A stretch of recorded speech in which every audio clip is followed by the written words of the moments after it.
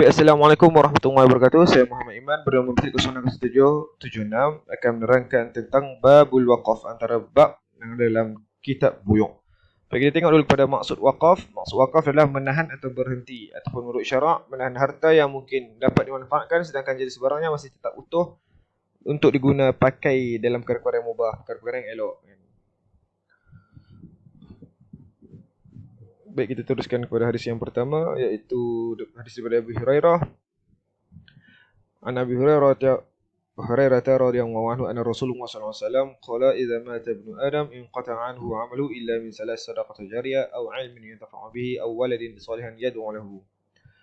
Baik, daripada Abu Hurairah, apabila manusia meninggalkan dunia, maka putuslah segala amalnya kecuali tiga perkara, itu sedekah jariah, ilmu yang bermanfaat dan anak yang soleh mendoakannya. Okey, makna hadis ini pula, sungguhnya Allah ini menyukai perkara amal itu yang berterusan. Jadi antara amal yang berterusan adalah tiga perkara ini lah: wakaf ataupun sedekah jariah, ilmu yang bermanfaat, doa yang soleh. Kan sedekah jariah ini berterusan hartanya, pahalanya kerana contoh kita wakafkan surau, tanah untuk buat surau. Selagi mana orang menunaikan solat, selagi itulah kita memperoleh pahalanya. Sama juga dengan ilmu. Kalau kita mengajar seorang itu benda yang bermanfaat, dia menggunakannya atau mengajarkannya kepada orang lain, kita juga memperoleh daripadanya ganjaran. Doa anak yang soleh. Selagi mana anak yang soleh itu mendoakan kita sama ada hidup ataupun mati, kita tetap akan memperoleh pahala. Baik, kita tengok kepada tahlilul lafzi. Ada dua saja di sini, iaitu yang qata'a tawaqqaf ajruhu. Maksudnya terhenti pahalanya, pahalanya terhenti. Jariyah mustamirah, mengalir secara berterusan.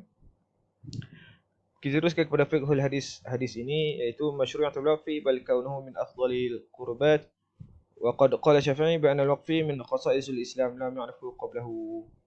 Dan pensyariatan waqaf, sesungguhnya amal ini khusus kepada umat sekarang, tidak ada kepada umat-umat sebelum ini. Dan istihabu taraka ma yantafa'u bihi min al-ilm, digalakkan istihab tu bukan istijab dengan saya, digalakkan untuk mengajar ilmu-ilmu yang memberi manfaat kepada orang lain. Kemudian istihabu sa'i li zuriyatis salihah li'anna du'a'u zuriyah salihah yantafa'u minhu al-aba. Sunatkan mendidik anak menjadi anak yang soleh. Sebab apa? Sebab doa mereka bermanfaat kepada kita juga nanti. Okey. Itu saja pada hadis pertama. Kita teruskan pada hadis yang kedua daripada Ibnu Umar radhiyallahu anhuma qala asaba bi Khaybar فآتى النبي صلى الله عليه وسلم يستأمره فيها فقال يا رسول الله إني أصبت أرضا بخيبر لم أصب مالا قط هو أنفس عندي منه فقال إن شئت حبست أصلها فتصدقت بها قال فتصدق بها عمر رضي الله عنه أنه لا يباع أصلها ولا يورث ولا يوهب فتصدق بها في الفقراء وفي القربى وفي الرقاء وفي السبيل وابن السبيل والضيف لا جناه على من وليها أن يأكل منها بالمعروف ويطعم صديقا غير متوامل مالا. Okay. Di sini Ibnu Umar mengatakan bahawa Umar bapanya memiliki sebidang tanah di Khaybar, dan tanah ini adalah salah satu yang digemarinya, disukainya. Lalu Umar menanyakan kepada Rasulullah, wahai Rasulullah, bagaimanakah cara untuk aku menguruskan harta ini, tanah ini? Lalu Rasulullah SAW mengatakan, wakafkanlah pohonnya sedangkan kamu sedekahkanlah buahnya. Lalu Umar mewakafkan tanah tersebut dengan syarat pohonnya tidak boleh dijual, tidak boleh diwarisi, la yurasu wa la yuhabu, tidak boleh dihibahkan. Fatasaddaqa, dan tidak hasilnya beliau sedekahkan kepada fakir miskin, kaum kerabat beliau, wa fir riqaq, kepada hamba sahaya, wa fis sabil, orang yang berjuang di jalan Allah, wa ibnis sabil, wa dhaifi, dan juga tetamu, dan tidak ada salahnya waliha bagi pengurus kebun itu untuk memakannya dengan cara yang baik dan memberi makan kepada sadiqan, rakan-rakannya yang tidak memiliki harta. Hadis ini bertaraf muttafaqun alaih, dan ini daripada riwayat Muslim. Riwayat Bukhari mengatakan tasaddaq bi asliha la yuba'u wa la yuhabu walakin yunfaqu thamaruhu. Dan apa Bukhari, di riwayat Bukhari mengatakan sedekahkanlah pohonnya namun ia tidak boleh jual.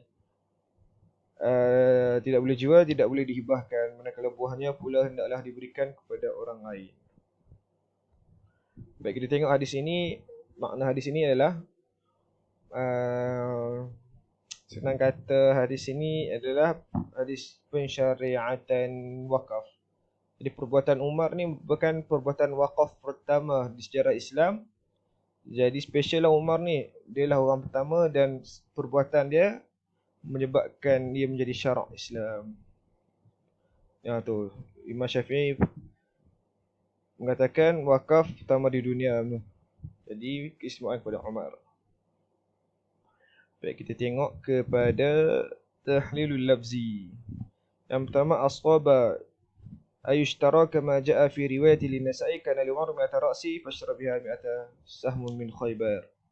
Kan asqaba ni maksudnya membeli, sebab daripada hadis lain daripada Nasa'i mengatakan Umar ni dia memiliki 100 harta, lalu dia membeli 100 bidang tanah di Khaybar. Yang kedua, yastamiruhu yatlubu amruhu fi zalika wa musyawaratihi, meminta pengarahan dan masukan. Anfasu afdala au aqam fi nafsi, perkara yang kita, harta yang kita, paling baik yang kita minat, yang tu yang kita kena bagi kat orang.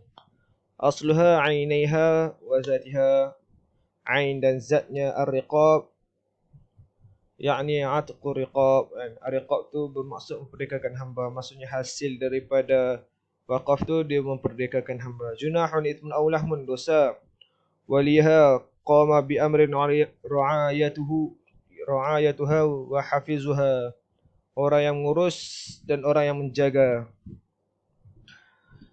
Kemudian ghairu mutawamil, yang tiada wang ni maksudnya ghairu muttakhizu minha malan, dia tidak ada apa langsung harta. Bil ma'ruf bima ta'aruf alaihi an-nas annahu min hajatil qa'im 'alaiha, di mana yang telah diketahui oleh manusia sebagai keperluan. Baik, kita tengok pada fiqhul hadis-hadis ini. Yang pertama, masyru'iatul waqfi, kan pensyariatul waqaf. Jadi hadis ini adalah hadis yang mensyariatkan wakaf. Yang istijab tu semua istihab ya, maafkan saya. Istihabu ishtaratu zawil ilmu wa fadlu fil umur, disunatkan meminta pandangan kepada orang yang berilmu. Dan yang ketiga, disunatkan bersedekah harta yang baik, bukan harta yang kita tak nak. Benda yang kita tak nak baru kita bagi orang. Rasulullah mengajar kita untuk memberikan benda yang kita suka. Baik, seterusnya istihabu an takuna sadaqah min nafsil mal wa ghaliyah. Itulah yang tadi. Yang ketujuhnya istihabun nasu mimman tasahu, memberi nasihat kepada yang meminta.